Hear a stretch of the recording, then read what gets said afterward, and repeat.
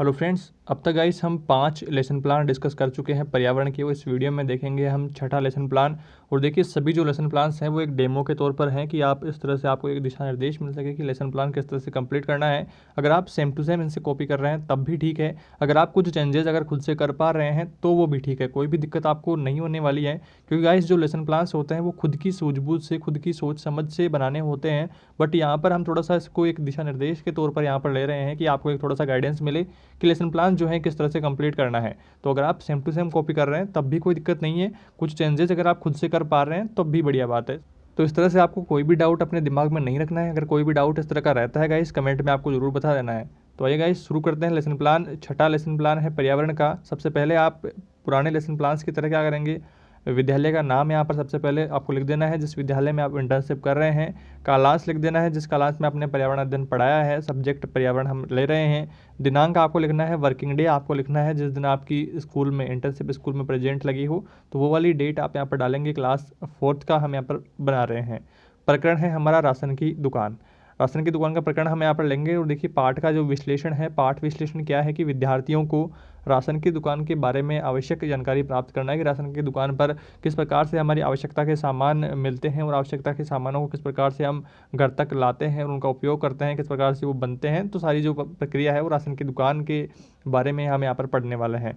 विश्लेषण बिंदु जो है कि पाठ का जो विश्लेषण बिंदु है यहाँ पर देखिए, भोजन सामग्री का खेत से मंडी में आना, खेत से मंडी में आना पहले सामान, और भोजन सामग्री का मंडी से घर पर आना, राशन की दुकान संबंधित गतिविधियाँ।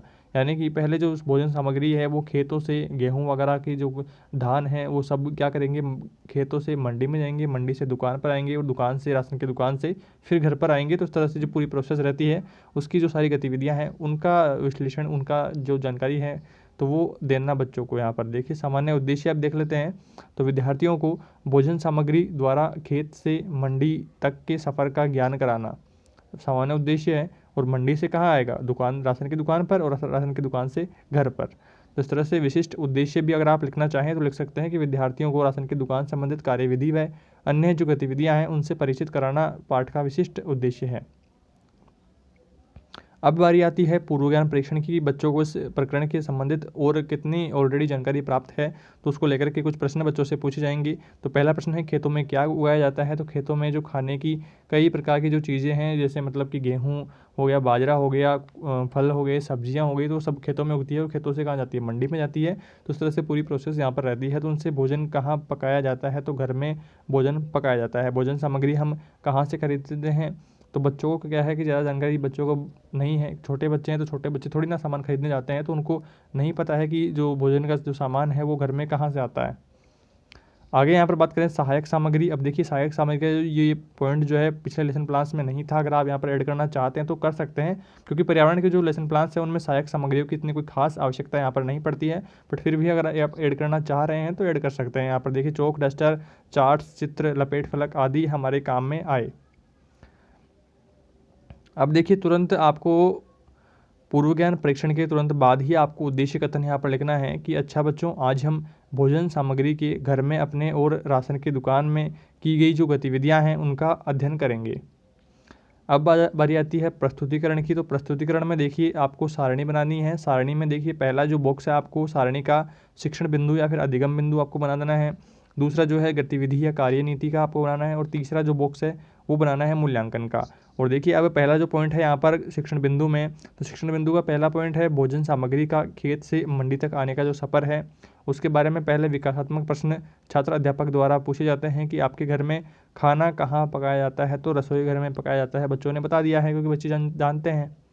दूसरा जो है रसोई घर में भोजन सामग्री कहाँ से आती है, तो बाज़ार से आती है, ये भी बच्चों को पता है। और तीसरा जो है बाज़ार में यह कहाँ से आती है, तो बच्चों को नहीं पता है कि बाज़ार में कहाँ से आती है। अब क्या होगा आगे, छात्र अध्यापक कथन देगा और प्रकरण को स्पष्ट करेगा। तो कई चीज़ें जो हम खाते हैं हम बाज़ार जाकर के उन्हें खरीद कर लाते हैं। खेतों से बाज़ार तक सामान लाने में ऊँट, गाड़ी, टेम्पो आदि जो साधन हैं वो काम आते हैं। बाजार व्यापारी किसानों से गेहूँ, चावल, चना आदि खरीद कर रखते हैं। छात्र ध्यानपूर्वक प्रकरण को सुन रहे हैं और समझ रहे हैं कि किस तरह से जो खेतों में उगाए जाने वाला जो धान है, जो गेहूँ है, वो जो फल सब्जियाँ हैं, उन सबको किस तरह से मंडी में लाया जाता है और मंडी से वो बाज़ार में आते हैं। तो इस तरह से प्रकरण कंप्लीट हुआ। यहाँ पर पहला जो पॉइंट है हमारा, और इससे संबंधित कुछ बोधात्मक प्रश्न छात्र अध्यापक द्वारा पूछे गए हैं बच्चों से कि खेतों से भोजन सामग्री कहाँ आती है, तो बाज़ार में आती है, पहले मंडी में आती है, फिर बाज़ार में आती है। तो इसको लाने में किन किन साधनों का उपयोग किया जाता है, तो ऊँट, गाड़ी, टेम्पो आदि, ट्रक वगैरह भी अब नॉर्मली जो है ट्रक, पिकअप वगैरह ये काम आने लगी है। तो इस तरह से आपको यहाँ पर ऐड कर देने हैं। और जो तीसरा क्वेश्चन है यहाँ पर, व्यापारी किसानों से क्या क्या खरीदते हैं, तो गेहूँ, चावल, चना, दाल आदि और कुछ भी अगर आपको नाम याद आ रहे हैं तो यहाँ पर आप ऐड कर सकते हैं। और अब देखिए यहाँ पर दूसरा जो पॉइंट है कि मंडी से घर तक सामान जो आता है वो किस तरह से आता है। तो विकासात्मक प्रश्न बच्चों से पूछे गए हैं कि आपके घर में चावल, दाल आदि कहाँ से खरीद कर लाए जाते हैं, तो किराने की दुकान से, यानी कि बाज़ार से लाते हैं। बाज़ार से किराने की दुकान पर का है सामान कहाँ से आता है, तो बच्चों को नहीं पता है कि कहाँ से जो है किराने की दुकान पर सामान आता है। तो इसका प्रकरण जो है बच्चों से स्पष्ट करेंगे।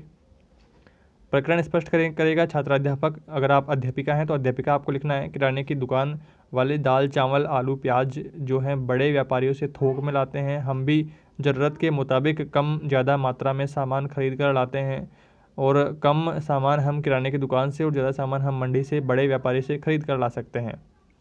तो इस प्रकरण से संबंधित अब बोधात्मक प्रश्न यहाँ पर पूछे जाएंगे कि बड़े व्यापारी सामान कैसे देते हैं, तो थोक में देते हैं। नेक्स्ट देखिए यहाँ पर सेकंड जो क्वेश्चन है वो है कि कम सामान कहाँ से लाया जाता है, तो किराने की दुकान से हम छोटा मोटा जो सामान लाते हैं वो किराने की दुकान से लाते हैं। और थर्ड जो क्वेश्चन है यहाँ पर, मंडी के बड़े व्यापारियों से हम कितना सामान खरीद सकते हैं, तो ज़्यादा खरीद सकते हैं जितना हम चाहें।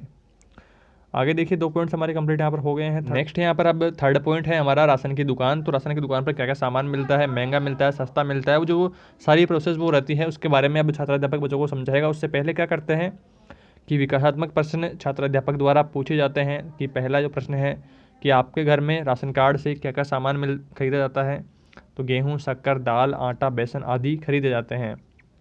और मार्केट से यह सामान जो है बाज़ार में लाने से क्या फ़र्क पड़ता है, तो बाज़ार में यह महंगा मिलता है, और यहाँ पर देखिए किराना की दुकान से लाते हैं तो वो सस्ता मिल जाता है।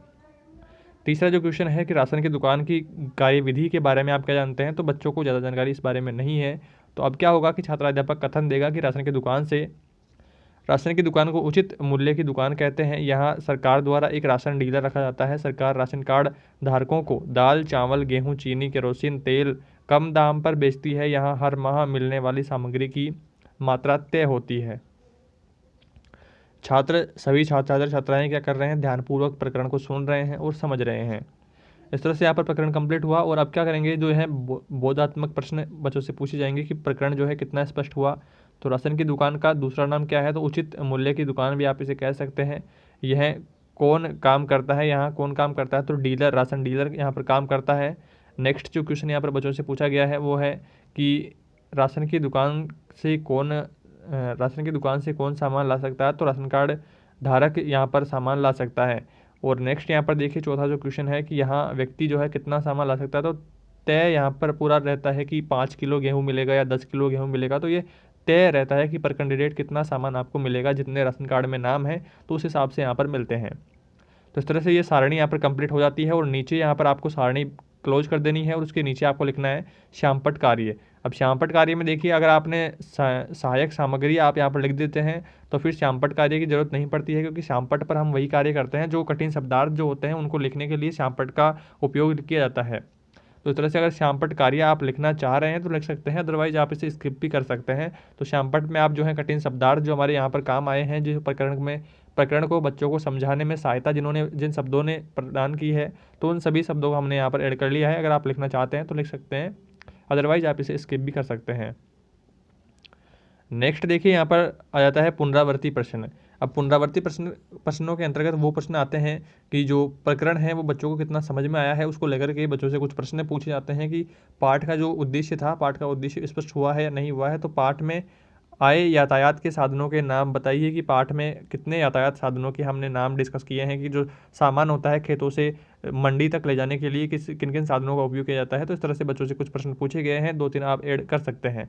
यहाँ पर देखिए लास्ट जो पॉइंट है हमारा गृह कार्य का है। गृह कार्य यानी कि जो प्रकरण हमने बच्चों को समझाया है, जो प्रकरण बच्चों को पढ़ाया गया है, वो बच्चों को कितना क्या समझ में आया है, उसको लेकर के घर के लिए बच्चों को काम देना है कि घर पर बच्चों का ठीक तरीके से रिवीजन यहाँ पर हो सके। तो गृह कार्य के तौर पर हम कुछ प्रश्न बच्चों को देंगे ताकि वो घर पर जाकर के उसका रिवीजन कर सके और अच्छी तरह से अपनी पढ़ाई कर सके।